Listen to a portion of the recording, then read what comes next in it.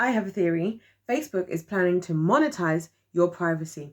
If you're interested to know why I think that, then check out the video. Hello and welcome to Kingdom TV. Today I'm going to be talking about why I believe Facebook is planning on monetizing your privacy. Now, the thing is, I was watching this video basically talking about how Facebook bought WhatsApp and the implications of that. Obviously, I don't know if you guys know this, but the owner of, or one of the co-founders of WhatsApp, once Facebook got involved and started doing all the things that Facebook does, which we all know wants to know our data, wants to take as much data from us, wants to cross all the boundaries that they can get us to cross, either with or without our permission, to be honest. And when it is without permission, it's through like a 40,000 page thing that we have to read that most people are just going to hit yeah, I agree to, right? And the co-founder decided to leave because part of one of the things he really wanted was he wanted to make sure that people could talk privately, but create a platform where they could do that. And the platform he created for that is called Signal. He decided to veer off and create a new product called Signal, where you're guaranteed your privacy, because he's built that and he wants to do that, and that's awesome. But what stuck out to me about that was, and by the way, I plan on downloading Signal and using Signal, so maybe guys, maybe you want to use that.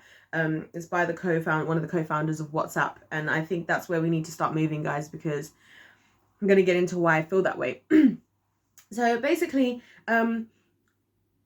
what started to happen with Facebook, as I was discovering as I was researching and stuff, is basically Facebook had to think of more ways they were going to monetize both their own business and also WhatsApp now that they've bought WhatsApp, because obviously we all use WhatsApp for free. And there's a lot of people, as somebody quoted, I wish I could remember who quoted this, if you are not paying for a product, you are the product. You are the product. You see what I'm saying? So our data, our information, what we're talking about, all these things, that I think Facebook is going to try and find more and more ways to use those things with and without our permission. And what I actually think they're going to eventually do, in my opinion, is I think they like that a lot of stuff is coming out that we know that they're taking our data and, oh, the GDPR and all this stuff. Now we're all freaking out about it. Woo, amazing. Because you know what that gives them the opportunity to do? That gives them the opportunity to go, well, okay, so if you guys want to have that privacy that you're looking for on WhatsApp, it's going to cost you. And it's going to cost you, let's say, $3.99 a month or something, right? And now imagine if first of all, imagine if you're Facebook and you go from overnight from being not the people who are using the app are not paying you to overnight everybody on WhatsApp is paying $3.99 to use WhatsApp. Because if you notice, more and more things are trickling into WhatsApp, and I think again this is part of their plan, because they want us to start doing business on WhatsApp. That's even one of the reasons I've come to really dislike WhatsApp. I never wanted to get WhatsApp, and I feel like that was the Holy Spirit telling me from then that this is not something you want to be involved in. I wish I was listening more.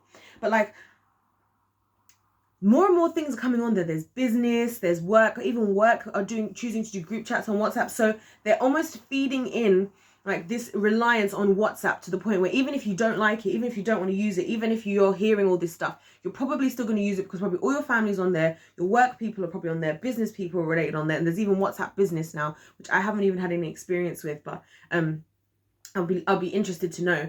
And so we're becoming more and more reliant, which gives us then more and more of a case to kind of get us to pay for it, because all of a sudden every single form of, because all we have to do is that everybody has to be communicating on there. And the other thing about WhatsApp, it doesn't matter if you're Android or if you're iPhone or whatever kind of phone you have, because everybody's going to use it.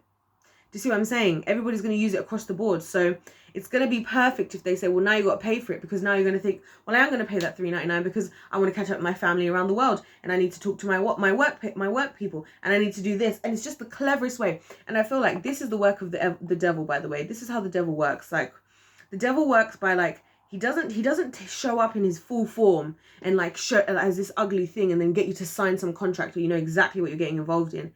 He always does this thing where he's like, he trickles things in, like a little bit of, oh, WhatsApp, yeah, let's just do WhatsApp. Oh, it's nice to talk internationally. I remember that was the main thing why a lot of us, or at least I and a lot of people I knew popped on there, was like, oh, you can talk to people around the world on there. So that was awesome. And then the next thing is like, oh, you got all these chats, you can do statuses, you know, they made it so it's a very good app, and also it's Wi-Fi based, so you don't have to have like text messages and stuff. Sorry, this is really annoying me, that twist is really annoying me. You don't have to have like pay for calls and stuff like that. So more and more we became to use it. And that's what I mean when I say, like, I feel like the devil, he slowly does things. Slowly now workplaces are choosing to use WhatsApp, and it's making sense for workplaces and groups. And even if it's not workplaces, if you're part of maybe a team of something, it would make sense to use WhatsApp. So slowly but surely, we're all becoming very reliant on WhatsApp, to the point where we're going to be so reliant that anything that they ask us for, we're going to do. And that is how the devil works. He gives you, if you give him an inch, he's going to take 1 billion miles from you. And I think that's what's happening. So I think eventually what Facebook is going to do now is they're going to say that we're going to be in a position where we're so reliant on it, but at the very same time, when I'm saying Facebook, I'm talking about Facebook, which now owns WhatsApp, which also owns Instagram, which is wild. So they all these things are just working together. But what I feel like eventually they're going to do is they're going to say, well, you got everything on this app and you want to use it, but now you're okay. Sorry guys, we didn't know that your data was this. We were taking in this much data. Like, if you guys want to have more privacy, we're willing to do that. And that's why there's a lot of things coming forward where they're allowing you to give your privacy. Again, a lot of the time they do these long things that you have to read, so that you probably just say accept all anyway. And that's what they're going to, then they're going to say, well, if you want your privacy, we can give you your privacy, but we're going to monetize it. And then let me tell you why that works. It's win-win for them, because if you pay, and you're paying on a monthly basis, let's say, or whatever they choose to make you pay, they're making money that way. If you don't pay, they're going to make money from your data. And actually, I'm going to go a step further than where I was even going to go in this video. Apparently, there are talks now of, is it Facebook? I think it is Facebook.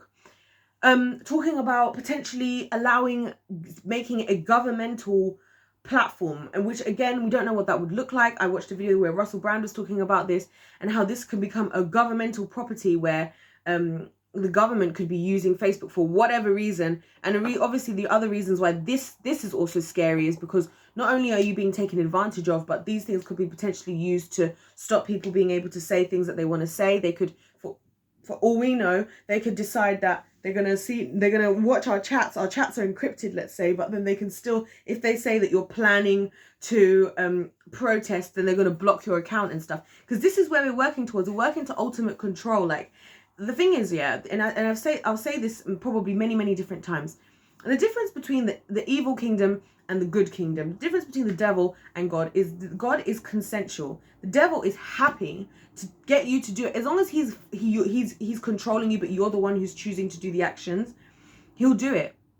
He'll do it as long as you're the one. Because what can God say to him? What can God say to him? Like, God gave you free will, and you with your free will downloaded WhatsApp, are always tapping yes, I accept, are paying now for whatever. You can't really be mad. We're the ones who let these things get out of hand, if you know what I mean.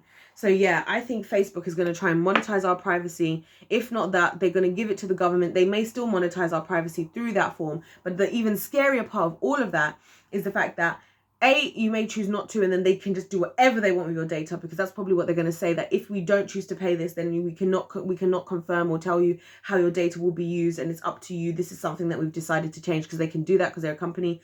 They can basically get away with it. And the other scary thing is just the fact that now the government has all this access. And think about that, guys. Think about what it's like for someone to have access to, like, your WhatsApp, and how different that is.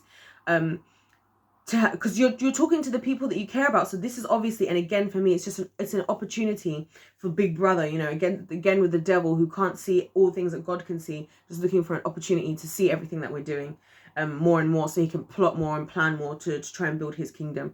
So yeah, that's what I think. Let me guys know what you guys think in the comments, if you agree, if you think I'm wilding, if you think I'm making actually perfect sense and you never thought about it this way. Also, hit the like button if you did like the video. I really would appreciate it. And don't forget to subscribe if you're enjoying this content. I'm going to be talking more and more about all these things, as I always say.